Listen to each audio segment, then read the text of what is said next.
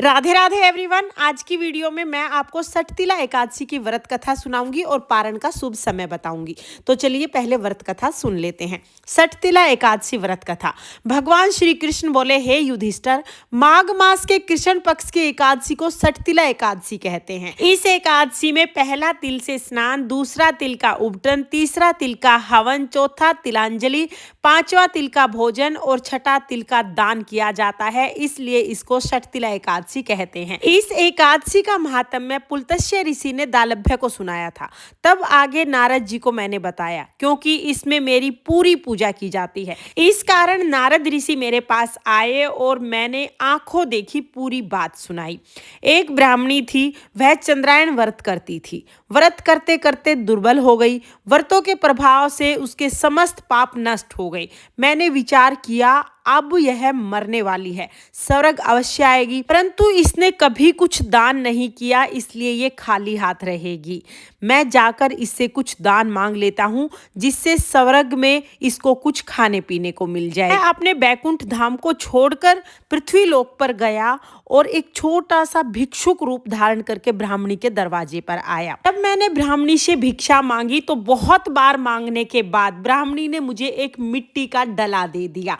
अन्न तब भी दान नहीं किया। मैं उस मिट्टी के डले को लेकर और अपने बैकुंठ धाम आ गया।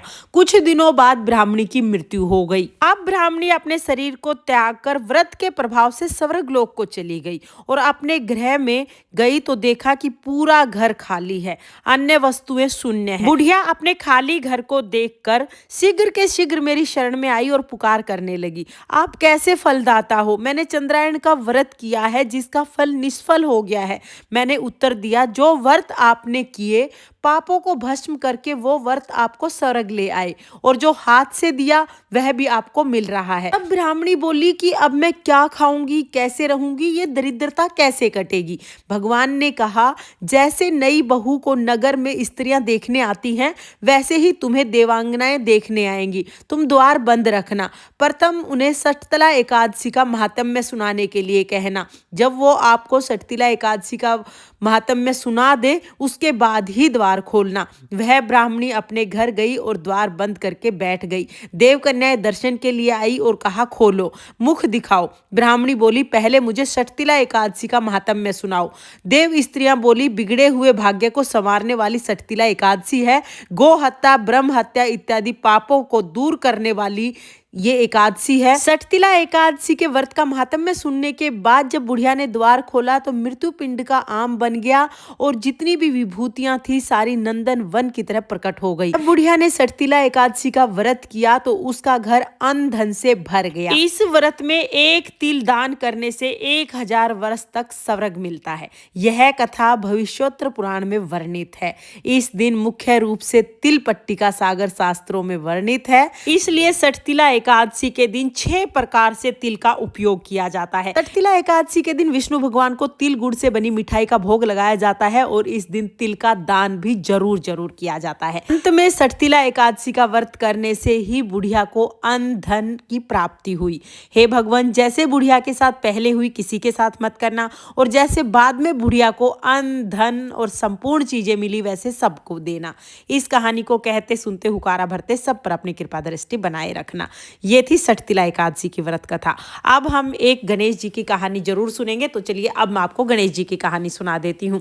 एक बार एक गांव में एक बुढ़िया रहती थी। बुढ़िया अंधी थी, बुढ़िया को कुछ दिखाई नहीं देता था, लेकिन बुढ़िया रोजाना गणेश जी की पूजा करती थी। बुढ़िया की पूजा से खुश होकर एक दिन गणेश जी बुढ़िया के सामने प्रकट हुए और बोले, बूढ़ी माई, मैं तुम्हारी पूजा से खुश हूँ, तुम जो चाहे वो मांग सकती हो। बुढ़िया ने कहा, भगवान मुझे तो मांगना नहीं आता। तो गणेश जी बोले, कोई बात नहीं, तुम अपने बेटे, बहू, नाती, रिश्तेदार, आस पड़ोसियों से पूछ के मांग लेना, मैं कल फिर आऊंगा, कल मांग लेना। बुढ़िया बोली, ठीक है।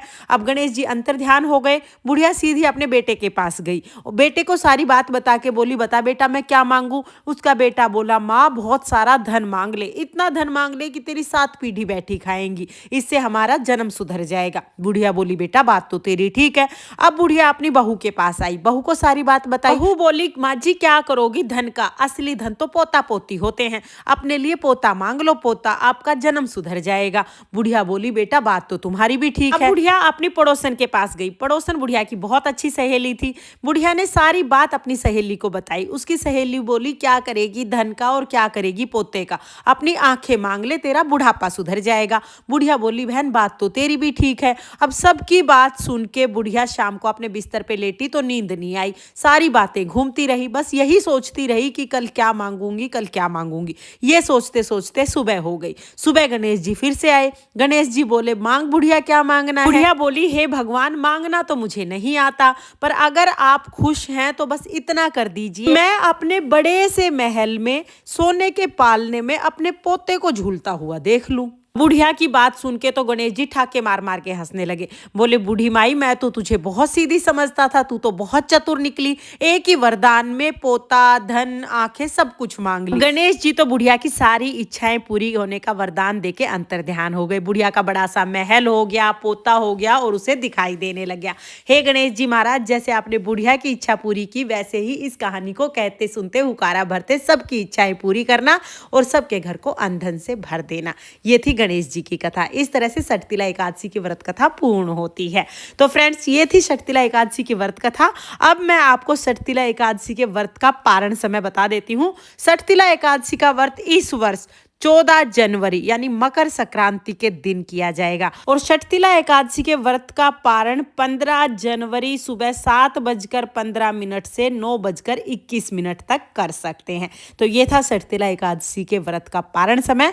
आपको ये कहानी कैसी लगी कमेंट करके जरूर बताना, और अगर वीडियो पसंद आई हो, वीडियो आपके लिए थोड़ी बहुत भी यूजफुल हो, तो प्लीज वीडियो को लाइक कर देना और चैनल को सब्सक्राइब कर लेना। तो फिर मिलते हैं किसी और वीडियो में, तब तक के लिए जय श्री कृष्णा, राधे राधे।